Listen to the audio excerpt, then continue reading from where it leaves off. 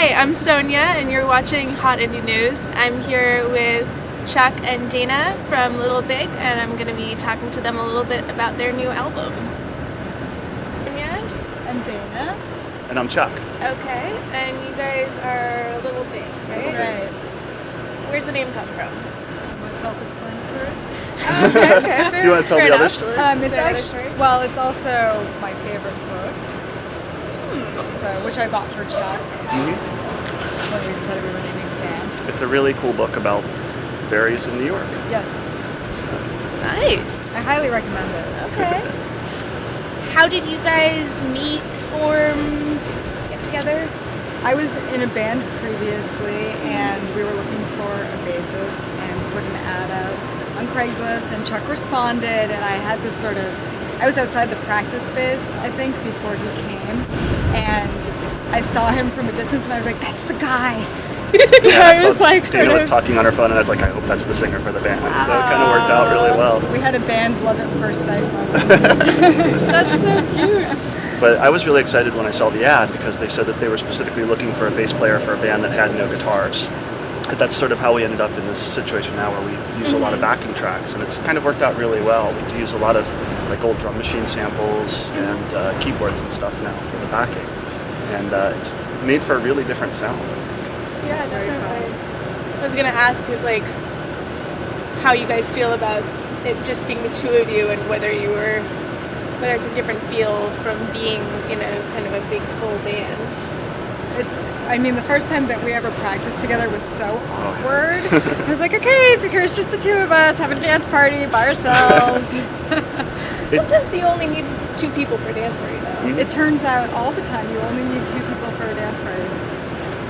It changed the way we kind of wrote the music just because you don't have the drums, so you kind of have to do it a little more iteratively. We build a little bit of the song, and then I go and write some backing tracks, and then we build a little more of the song. And so it's kind of changed the writing process different from like live bands that we've been in. But it's pretty cool. It's a great interaction, kind of conversation. Yes, definitely. We're very collaborative, so I feel very lucky. Walk me through, how do you start a song, for instance? What's your process?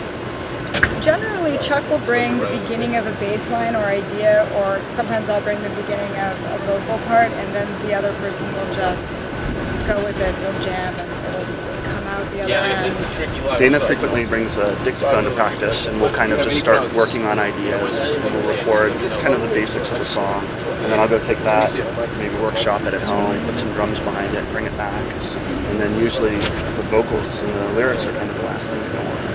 In terms of the lyrics, do you set out with some sort of theme idea in mind, or do you just kind of go with it as it forms? It's all stream of consciousness. It just comes together, and it is what it wants to be. There have been maybe a couple moments where Chuck and I have written some lyrics together, and Chuck has written some lyrics as well. But most of mine are all just out of my head and out of my mouth. Not even really out of my head, just out of my mouth. Do you ever look back on them afterwards and say, wow, that's what I was thinking? No, it's really odd. It's kind of like it's like a video camera into my head. It's all subconscious. It's all like, oh yeah, that thing I was dealing with that's in that song, but I wasn't thinking about at the time that we wrote it. Right. Occasionally Dana will be like, this song is going to be about ancient burial rites or something like that, and I'll be like, okay, that's fine, whatever. Yeah. She always asks me if it's okay, and I'm always like, sure, everything she writes is fascinating to me, so. That's nice. That's true. Do you have any things that you particularly write in terms of the lyrics?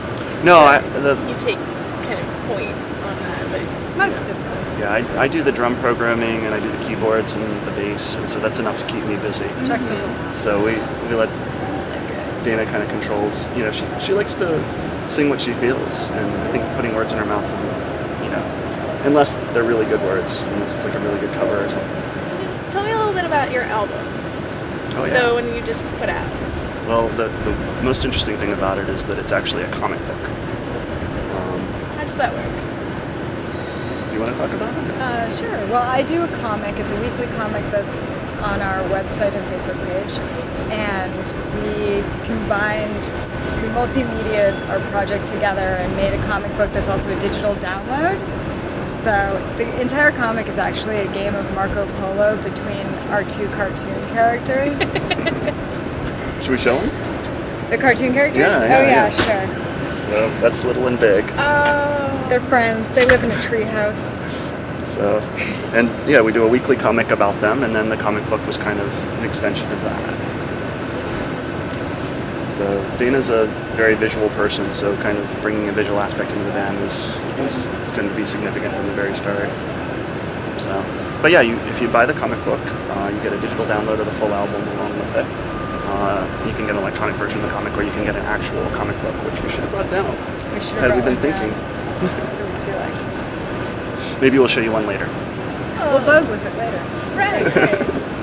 For now, you have the invisible Vanna White hands. Yeah, I mean, you get the idea. Yeah. It's like this book. Okay. What's it called? It's called Pins and Narwhals. Okay, that's what I thought. Why the title? I think Not that I don't love narwhals, but That's the big part of it. I mean, I'm sort of obsessed with anything fantastical, and narwhals to me are, it's just unicorns here. I love them. They're great. I love whales anyways, but narwhals especially. And I had drawn for Chuck's, I think for your birthday maybe, I had drawn him a cartoon of Little and Big, our characters riding on a narwhal. And we were just like, we should make this the album cover. And then I think that I was working on our new pin designs at the same time, and I texted Chuck and said, I'm working on pins and narwhals today. And he was like, that should be our album name. there you go. And that's kind of a good example of how we work on everything. It's pretty much a conversation for all the stuff that we do. What's next? What's in the works? Well, we're working on getting our next potential EP together. Writing some new songs. We're excited about that. We're working on a video that is almost done. Yep, and that's for Parallel Paths, one of the songs on the current album. So that should hopefully be coming out in June. Okay. And then, of course, we have the album release show, which is going to be at Union Hall on June 8th, That's right. next Friday. So it's a lot to keep us busy these days. Yay. The video incorporates a lot of Dana's characters. She actually does, as well as the 2D characters, she does 3D characters of monsters. And so we're actually going to be using some of those in the video. I think I'm allowed to tell. Yeah, you're allowed to tell. Okay, great. So there's some stop motion work we did. Ooh, that sounds fun. It was? What's the medium? Of the monsters? Yes. Oh, they're all polymer clays. Okay. So colored baked clays. Uh-huh. They're about this big. How's that They're not so mobile. They're a little. Oh, okay. Think of it more like the toy soldiers from Toy Story, kind of. That hop Got along. it. Okay. So, but yeah, it's a whole narrative that takes place in Dana's apartment. Yeah. Yeah, I've always sort of envisioned the monsters as living in a land in my apartment, so it worked out. Sounds like a friendly environment for them. I hope so. Being in New York, how does that affect the way that you do music or the way that you interact with other musicians? Well, I would say it's interesting being kind of more on the pop end of music in Brooklyn. Brooklyn is kind of a rock and roll town, I would say. Yeah. And it's been difficult finding other bands that are sort of like-minded, that are a little more on the electronic side, a little more pop-oriented. But the cool thing about it is once you find them, it's kind of this neat little tiny tide pool within the Brooklyn music scene. And we've slowly sort of been collecting other bands, and we've been finding each other and starting to make kind of a scene around here. So bands like Mayamo and I'm trying to think, who else would you say? Wazoo. Yeah, both of who we're playing with at Union Hall. Yes, both fabulous.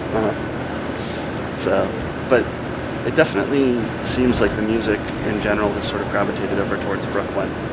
We find ourselves playing over in Manhattan less and less often. I'm not sure if that's a good thing or a bad thing, if we're being lazy or what, but it seems like all the bands are kind of over here these days. What kinds of difficulties do you guys have in terms of your process? Kinds of difficulties. You don't Not many, to be Yeah. honest. no fights, no Rarely. craziness. The biggest challenge, Well, he's very tall. which is kind of short. I would say like the biggest difficulty or challenge that we have with our music, with only the two of us, is really trying to fill up space and kind of puff up and look and sound big enough. So that people really do feel like there really is a whole band up on that stage. And we both kind of work extra hard to kind of do that, because I'm only playing a bass live. And I have a special rig that I've set up where basically the bass comes out through a bass cabinet and then also goes through some effects into a guitar cabinet. So it sounds bigger, but basically the bass and the guitar are sort of always playing the same thing. And so the challenge is to make that complicated and interesting enough that it fills up the space and makes it sound like there's really a lot of instruments playing. Of course, I've got the backing drums and the keyboards to fill it up. And then Dana really has to go through a lot just to kind of fill up the space with the vocals. She's basically always singing. There's never really a time where she can be like, okay, I'm going to stop singing so there can be a guitar solo or a drum solo. So there's really a lot of sort of, no, keep looking. But you've got a big voice. Yes. So it does kind of fill up that space. Thank you. Yeah, it's pretty amazing that you can fit all of that into that tiny body. I don't I'm know how you actually do it. like all lungs. Is it lung down to here? Yeah, down to my knees. Yeah. Works well.